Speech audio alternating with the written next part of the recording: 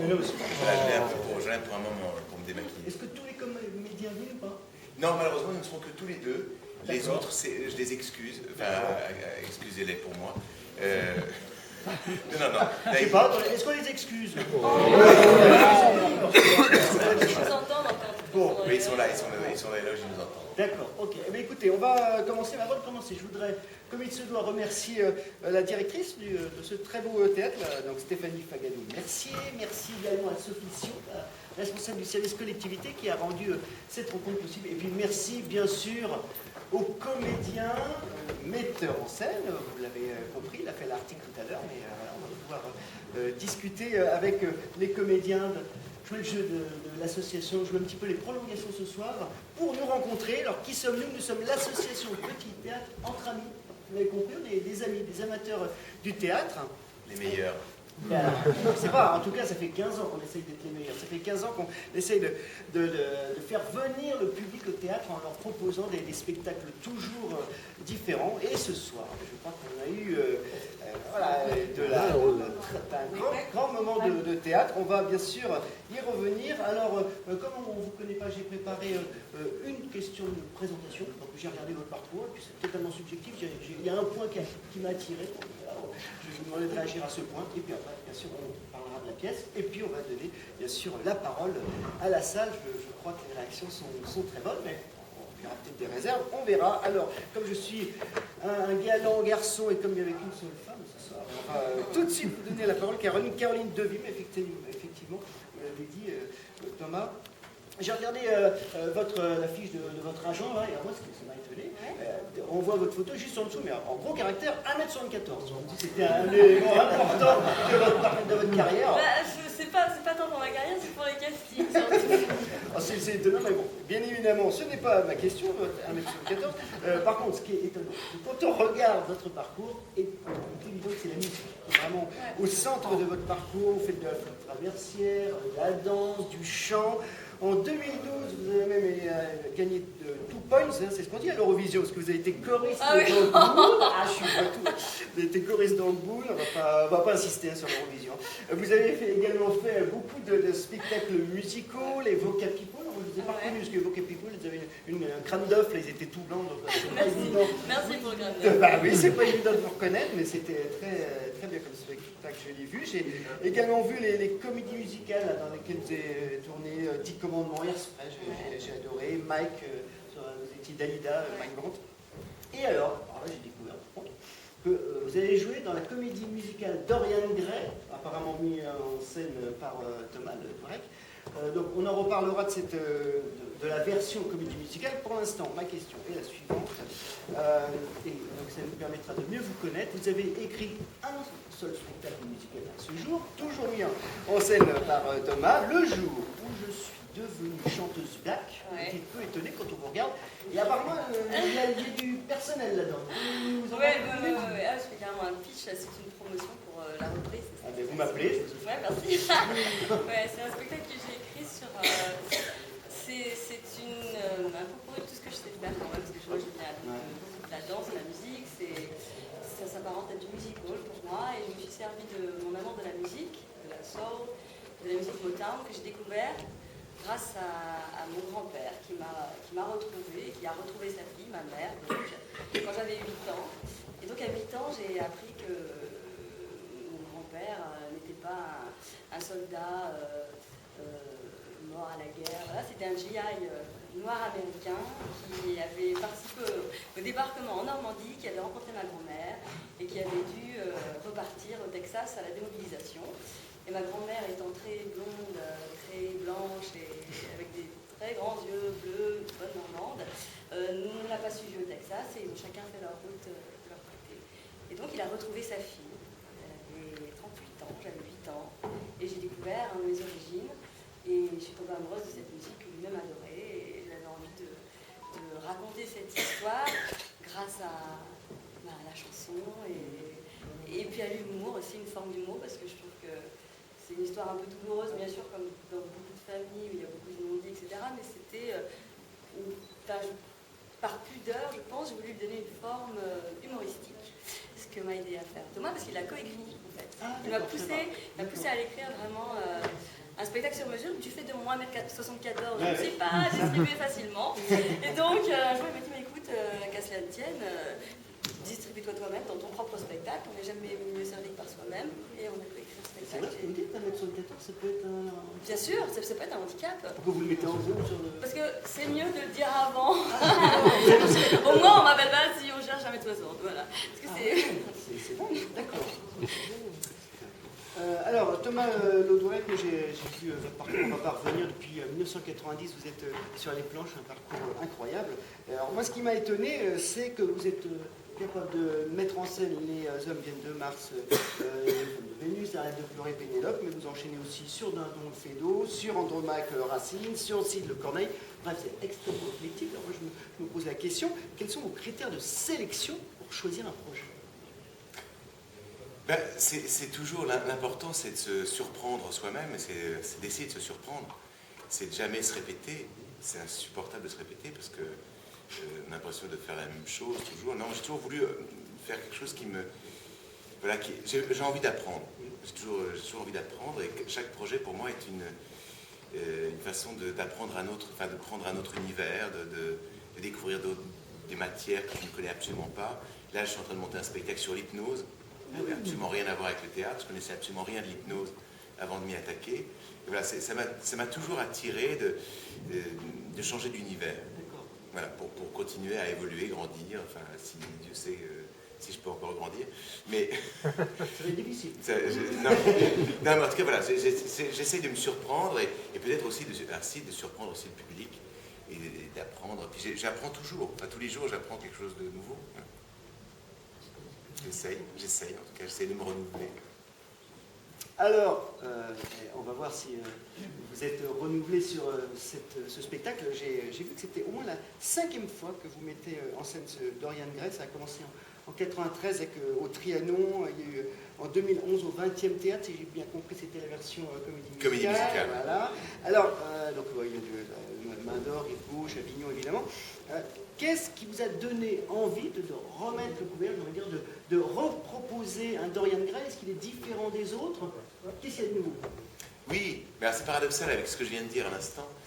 Cette persévérance, je suis un peu buté, mais par rapport au portrait de Dorian Gray, parce que je suis intimement convaincu en fait que le roman d'Oscar Wilde est certainement sa meilleure pièce. En fait, je pense que c'est la meilleure pièce que Oscar Wilde n'ait jamais écrite. Qui n'est pas une pièce. Mais je pense qu'il n'aurait jamais pu en faire une pièce. Les thèmes qu'il aborde dans le roman sont tellement sulfureux pour l'époque que ça aurait été impossible pour lui de la monter, cette pièce. Elle aurait été tout de suite interdite par la censure de l'époque. Et si bien que je trouvais que c'est légitime, c'était une façon de lui rendre hommage, de le servir. J'adore Oscar Wilde, j'adore son théâtre. C'est avant tout un homme de théâtre, hein. Il est surtout connu pour ses comédies. Et je trouvais ça intéressant de lui rendre hommage en voulant en faire de ce roman, en voulant de son unique roman, de vouloir en faire une pièce. Et si bien que après on a des espoirs, on a des ambitions, et puis voilà, c'est extrêmement difficile d'adapter un roman au théâtre, parce que c'est pas du tout une forme théâtrale, le roman, et c'est souvent un exercice difficile. Si bien que voilà, je me suis pris à plusieurs reprises parce que j'estimais que ma première copie n'était pas la bonne, et voilà. Donc c'est bien que... et puis j'étais à la fois souvent encouragé par le public, parce que la première fois que je l'ai adapté, ça a été un succès. On l'avait monté à l'époque, c'était en 96 au Trianon. Oui, mais on l'avait monté après au Rive Gauche, Théâtre Rive Gauche. On l'a joué pendant une saison entière, ça a été un très beau succès. Et la première version était très académique, très classique. Et puis après, j'en ai fait aussitôt, l'année d'après, j'en ai fait une version moderne, avec des extraits d'autres œuvres contemporaines. Et puis ça a bien fonctionné. Et puis après, voilà, donc j'étais jeune, on était jeunes à l'époque. Et je pensais que j'étais... Et puis avec le temps, je dis non, je passais à côté de plein de choses en relisant le livre. C'est un livre que je relis régulièrement. Et puis j'étais intimement convaincu qu'il y avait le thème, dans ce roman, il y avait un thème pour en faire un opéra. Voilà, je voulais en faire un opéra. Et puis, je n'ai pas eu les moyens d'en faire un opéra. C'est un circuit beaucoup plus complexe que le théâtre. C'est un circuit que je connais mal. Et bien, si bien que j'ai eu la chance de mettre en scène une comédie musicale dont vous avez parlé tout à l'heure, qui s'appelle Mike, sur la vie de Mike Brandt, qui a été un très beau succès. On a joué une saison au Comédien et on a remporté une nomination au Molière, etc. Et du coup, j'ai eu envie, suite au succès de Mike, de faire une comédie musicale du portrait de Dorian Gray. et qui malheureusement, elle, n'a pas fonctionné. Et ça a été un grand drame pour moi. À Paris, on l'a créé au Festival d'Avignon en 2011. Ça a été un succès, on le jouait à guichet fermé, enfin, les gens c'était formidable. Et c'est d'ailleurs la seule qui est restée de l'aventure de cette comédie musicale, c'est Caroline, qui est restée parce que... Et puis ça n'a pas marché, on l'a repris à Paris au 20e, ça n'a pas fonctionné. Le public n'a pas suivi. Alors bon, peut-être que le 20e n'était pas la salle idéale pour ce spectacle, donc du coup j'étais un peu malheureux, déçu. Et puis ça m'est resté à travers la gorge. Et donc je me suis dit non, c'est pas possible. On m'a beaucoup critiqué sur les musiques, sur les chansons, etc. Et je me dis après tout, peut-être que je me suis trompé, peut-être que c'est pas du tout fait pour la comédie musicale. Mais pour autant, j'étais intimement convaincu qu'il fallait absolument que j'aille au bout de cette aventure et que j'en fasse réellement une pièce de théâtre. Et donc je me suis remis.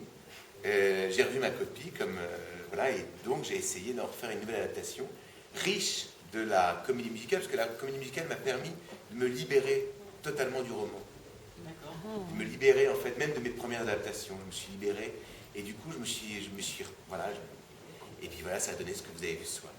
Là, j'ai feuilleté le roman avant de venir. Il y a quand même beaucoup de dialogues. Vous avez repris les dialogues Totalement. Ah d'accord. C'est assez exceptionnel pour ça. Ce roman est assez rare, parce que rares sont des dialogues, enfin des romans aussi bien dialogués. C'est qu'il y a certaines scènes qui sortent tout droit du roman.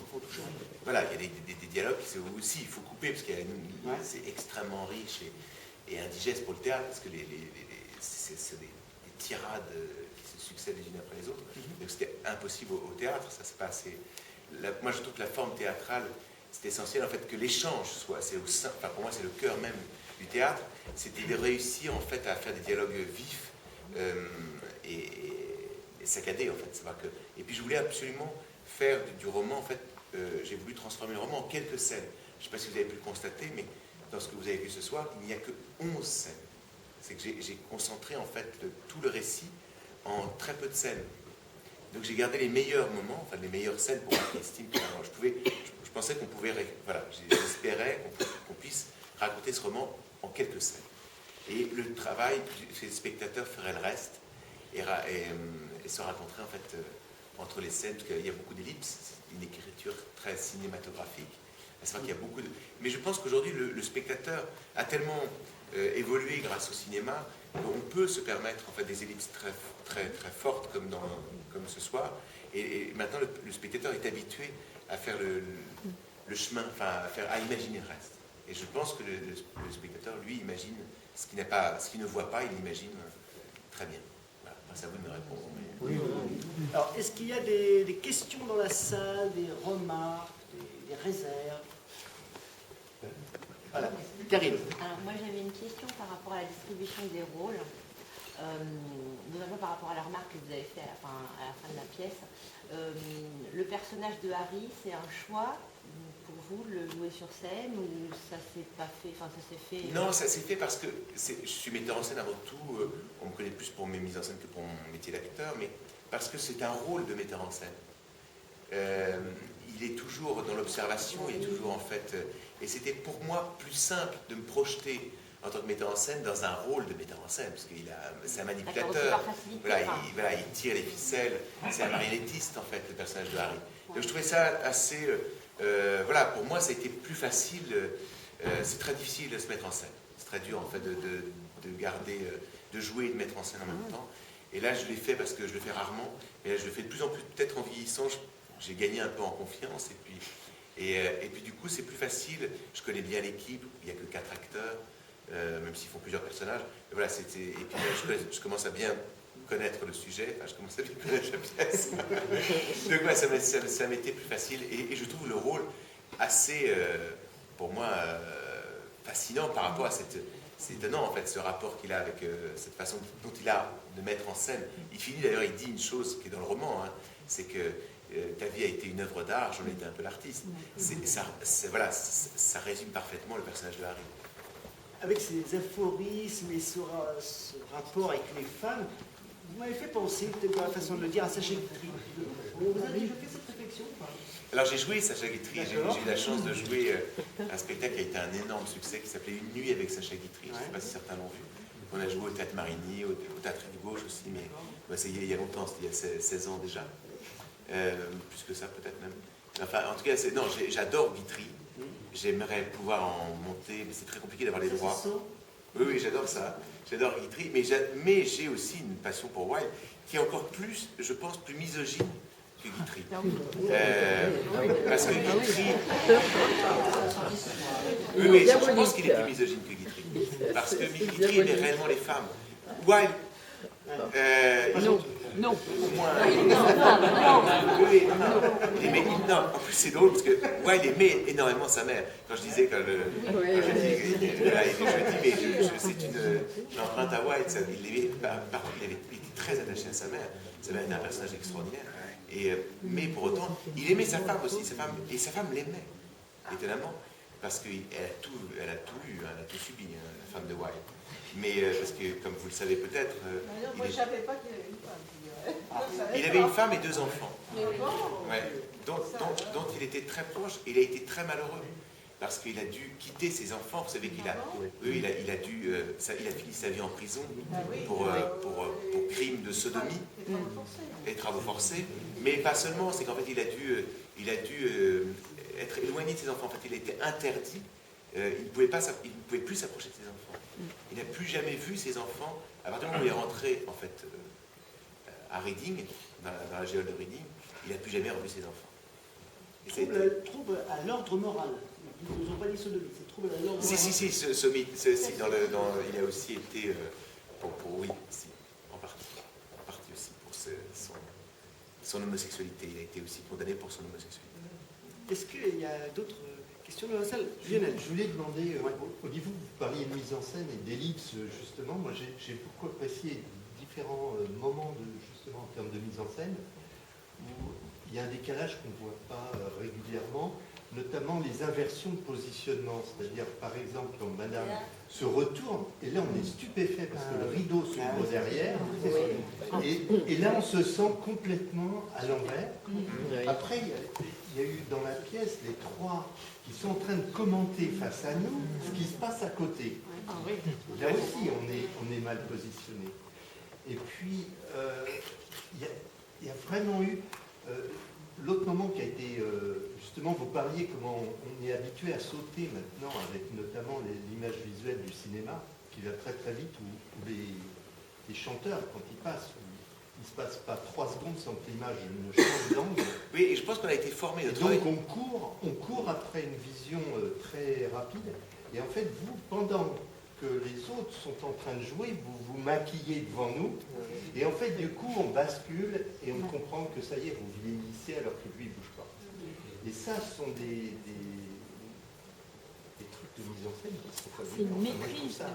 On se régale. Et à la fois, c'est d'une simplicité enfantine. Mais les gamins le feraient. Oui.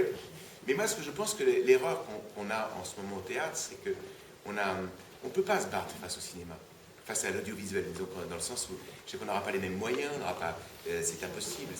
On ne peut plus aujourd'hui lutter face à l'image, parce que, voilà, pour plein de raisons, en plus des raisons techniques, tout simplement, parce que on peut vieillir de 20 ans en une seconde au cinéma, ce qu'on ne peut pas faire au théâtre.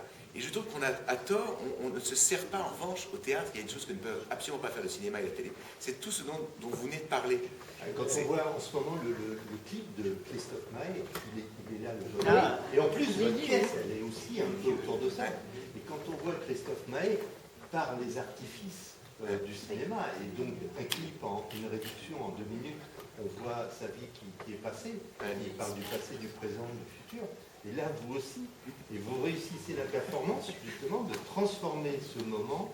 Pour nous, c'est un véritable régal. Parce qu'on fait appel à vous, en fait. Oui, on fait appel Vous avez tout là, c'est vous. mais nous, on partage volontiers, parce que là, c'est extraordinaire. On est dedans. On vous fait travailler. On est dedans. On fait plus travailler. On est complices. Au théâtre, on vit une pièce, on vit avec les comédiens. Parce que quand on va au cinéma, c'est... On ne sait pas si. Là, vous parlez des passionnés, attention. Mais moi, je pense que c'est important de faire travailler le spectateur. Moi, j'essaie de faire le plus travailler possible le spectateur dans une mise en scène, parce que je trouve que la richesse du théâtre, c'est justement de jouer avec cette convention théâtrale, à savoir de jouer avec la complicité du public. C'est qu'on peut, voilà, et du coup, on peut aller aussi loin que le cinéma, avec justement avec tous ces codes de théâtre qui sont pour moi qui sont riches de. C'est qui a été Barreau aussi. C'est comme Barreau qui a été extraordinaire. Et oui, parce que vous êtes dans la lignée justement de. Étonnamment, la mise en scène qui avait plus de moyens il y a 20 ans, 20, 30 ans, même 40 ans, 50 ans, il y avait beaucoup plus de moyens que maintenant. Mais c'était extrêmement beaucoup plus épuré qu'aujourd'hui d'ailleurs. Et là, c'est vrai que là, quand on a créé le spectacle, on l'a monté avec très peu de moyens. Quand on l'a créé au Lucernaire dans une toute petite salle, on n'avait pas d'autres moyens de faire. Enfin, on ne pouvait même pas mettre de décor. C'est très simple, on ne pouvait même pas le stocker. Donc il fallait qu'on fasse avec les contraintes techniques du lieu, si bien qu'on ne pouvait pas utiliser d'autres choses que des idées. Voilà. Donc ça nous a obligés, cette contrainte nous a libérés aussi. Ça nous a permis ça nous a obligés à trouver des idées pour faire passer. C'est peut-être ça qui rend le théâtre moderne aujourd'hui, c'est justement cette... Mais le théâtre maintenant permet de savourer le texte, le mot, ce que ne donne pas l'image en général. Le lieu maintenant, on peut savourer le texte, donc on voit elle, etc. Oui. Et là j'adore, c'est le théâtre, et avec des effets de mise en scène comme ça, rapides, qui restent dans la modernité, qui rappellent un peu l'image visuelle, vous faites un mix, ça c'est bien. Et merci. Vous partez en tournée Oui. Non, au mois de septembre, je ne sais pas si je peux l'annoncer. Oui, je pense que je peux l'annoncer. Si, non, mais voilà, ça reste entre nous. Mais nous reprendrons en fait le portrait d'Oriane Gray ici, dès le 13 ou le 14 septembre, au studio des Champs-Élysées. Nous montons au studio.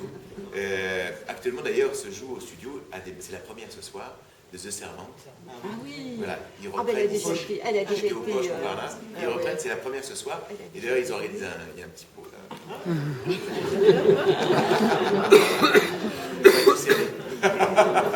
Mais avant, nous faisons le festival.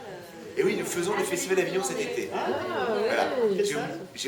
À la condition des soirs, à 18h30, nous serons avec toute l'équipe que vous avez vue ce soir. Oui. Et pendant tout le mois de juillet, nous serons ici à la Comédie des Champs-Élysées avec l'autre équipe. Ah oui, l'autre équipe. Voilà, la deuxième équipe. Il y aura un pendant. Voilà, parce que là, vous avez vu ce soir, tous ceux que vous avez vus ce soir, c'est l'équipe de création. Nous avons créé le spectacle ensemble. Oui. Ce sont nous qui partirons à Avignon. Et c'est l'équipe, ce qu'on appelle l'équipe B, si vous voulez, entre nous. L'équipe B qui reste ici à Paris. Ils sont formidables, hein, ils sont même bien meilleurs que nous. C'est difficile. Ça m'a l'air difficile, là. Voilà. C'est 4 formidables comédiens que j'aime beaucoup. C'est Olivier Bretman jouera mon rôle, Maxime de Toledo jouera le rôle de Basile, et Lucie Marquis jouera le rôle de Caroline, et Valentin de Carbonnière jouera le rôle d'Ardon Denis. Voilà. Et ils reprennent à partir de... Moi, Olivier me remplace dès le 23 juin, et les autres à partir du 1er juillet. Oui, ça c'est Schlon. Au premier, toute l'équipe. Voilà. Moi, je voudrais vous dire que si le Zouave avait pu assister à votre pièce, vous aurez dit qu'il a été inondé de bonheur. Joli, bravo. C'est une belle image. Surtout qu'en plus, je n'ai pas pu m'empêcher de faire comme tout le monde. Moi, je suis allé tout à l'heure regarder la scène et prendre des photos. Non, c'est impressionnant, ça. La télévision italienne, la télévision... Avec toutes les... avec la C'est la télévision. ceinture, on est à la ceinture. C'est fou. Enfin, voilà, en tout cas, mais merci. C'est un bonheur je vous assure que pour nous, c'est un bonheur d'avoir des vrais amateurs, des amateurs comme moi j'entends, l'amateur, c'est celui qui aime. Et le théâtre, on a besoin, enfin, on a de plus en plus besoin de spectateurs militants.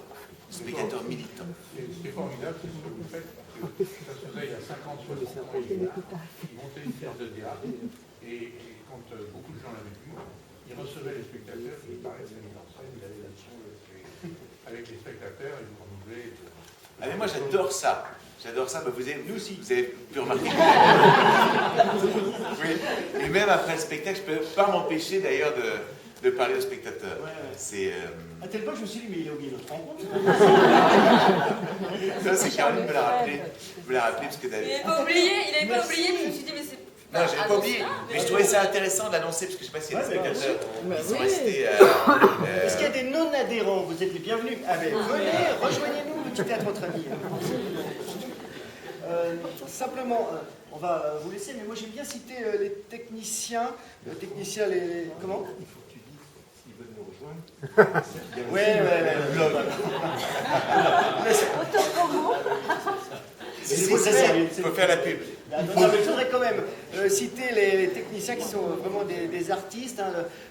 Oscar Wilde apporte une importance particulière à l'esthétisme. Donc là, on a quand même des costumes. José Gomez sur des dessins de Frédéric Pinault. C'est vrai que j'ai vu le costume de Dorian Gray. Les costumes sont superbes. Ça, c'est vraiment beau, très joli. C'est très beau. Ah oui, c'est très beau. Et on a aussi la musique de Mehdi Bourayou. Mehdi Bourayou. Voilà, Mehdi Bourayou. Un des demi-frères, je fais un peu de publicité, qui joue dans un spectacle formidable, c'est un duo. Qui joue un spectacle sur Nougaro au Lucernaire. Ah, C'est formidable. Et est-ce que le petit thème qui est récurrent, là, qui est un peu musique de film finalement, est-ce que c'est la comédie musicale, c'est une musique qui a été reprise Pas du tout. Pas du tout. Ah, donc c'est créé pour ce Ouais. Non, toutes les musiques de ce soir ont été créées par Mehdi Bourayou qui les a faites pour ce spectacle-là. Non, la comédie musicale, c'était un autre compositeur qui s'appelait Stéphane Corbin et c'était tout un autre travail, une autre musique. C'est un autre univers. Un autre univers. Mais il y a également aussi ici présent Monsieur Stéphane Balmy, qui est notre Les éclairages, ouais. qui a signé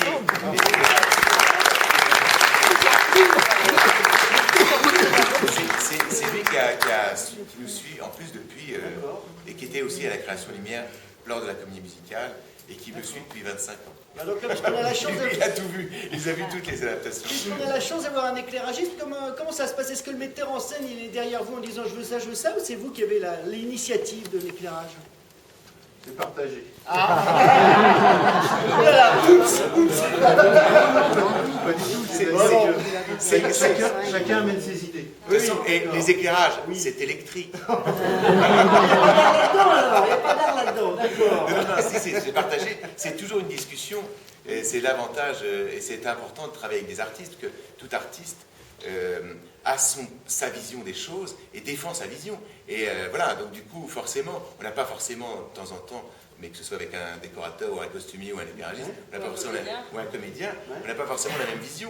Mais l'avantage d'être avec des véritables artistes, c'est que souvent les discussions peuvent être intéressantes, parce que du coup, souvent on se surprend l'un et l'autre, et puis voilà. Et après, Il n'y a pas l'air d'accord. Non, mais c'est pas dans ce sens-là que j'entendais. C'est-à-dire qu'il y a des propositions de part et d'autre, et c'est de l'échange. C'est pas forcément dans le conflit, c'est ça que je veux dire. D'accord. Non, c'est vrai que souvent il y a une émulation. Il y a une émulation aussi. C'est que c'est très important de travailler avec un éclairagiste parce que l'éclairagiste apporte des idées auxquelles tu ne pensais pas.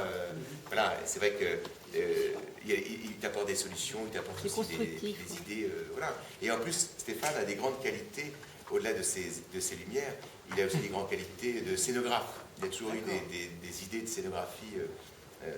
On a fait plusieurs spectacles ensemble et il est précieux dans ses conseils d'espace. Parce que la lumière, c'est aussi construire un peu l'espace. Parce que comme nous avons peu de décors, comme vous avez pu constater, c'est que c'est vraiment notre décor, c'est la lumière. Parce que dans le spectacle, c'est vraiment la lumière. Moi, j'en reviens à Oscar Wilde, si vous me permettez. Il a été condamné aux travaux forcés. Il est venu à Paris. Et est-ce que vous savez s'il est enterré en France? Il est enterré au Père-Lachaise. Il est enterré à Paris au Père-Lachaise. Et il est mort à Paris. Il est mort à Paris. Il est mort à Paris, dans un magnifique hôtel aujourd'hui qui a été entièrement rénové, qui s'appelle l'hôtel rue des Beaux-Arts. Ah oui. Et d'ailleurs, avec. Ouais, c'est un endroit à visiter, hein, il y a une suite Oscar Wilde. Parce qu'il est devenu parisien par sa mort, par son... Et la dernière phrase d'Oscar Wilde. L'une des dernières phrases qu'on attribue à Oscar Wilde, c'est sur son lit de mort, dans cet hôtel, parce que c'était un hôtel miteux à l'époque. Hein. Oui. Il était ruiné. Hein. Et il était totalement ruiné, il faisait même la manche. Il était très riche. Il a été très riche, mais à la fin de sa vie, il a tout perdu parce que, pour plein de raisons, moi je ne vais pas raconter maintenant, mais sa femme, en fait, lui donnait une pension tous les mois, mais à la seule condition, en fait, c'est qu'il ne revoie pas Bosie, Lord Alfred Douglas, pour ceux qui connaissent, en fait, qui était l'amant d'Oscar Wilde, qui était en fait son Dorian Gray. Parce que c'est extraordinaire, cette histoire d'Oscar Wilde. Parce que ce roman, Le Portrait de Dorian Gray, c'est un roman prémonitoire. Ce qu'il écrit, il le vit quelques années après, lorsqu'il rencontre Alfred Douglas, plus jeune que lui, beau comme un ange, et dont il va tomber éperdument amoureux. Et il va vivre une histoire d'amour passionnelle jusqu'à la fin, même alors que sa femme lui interdit de revoir son amant. Tout le monde lui interdit de revoir son amant, la justice, il ne peut pas s'en empêcher, il le retrouve à Naples, et jusqu'au bout il l'aimera, et du coup en fait on lui supprime sa pension, la dernière chose qui lui permettait de vivre, il la perd par amour, et il va finir en fait totalement ruiné, et à taper dans un petit hôtel, et puis il va taper tous ses amis. Enfin, Et c'était quoi ce qu'il a dit sur son lit de mort, alors on vous a coupé, c'était quoi? La phrase. Ah, il disait, il y avait un papier peint affreux dans sa chambre. Il disait, il faudra que lui ou moi, je ne sais plus ce que c'était, il faudra que l'un des deux cède la place, ce sera lui ou moi, et voilà, c'était lui. Bon, bah écoutez, ça sera le mot de la fin, le papier peint. Merci beaucoup.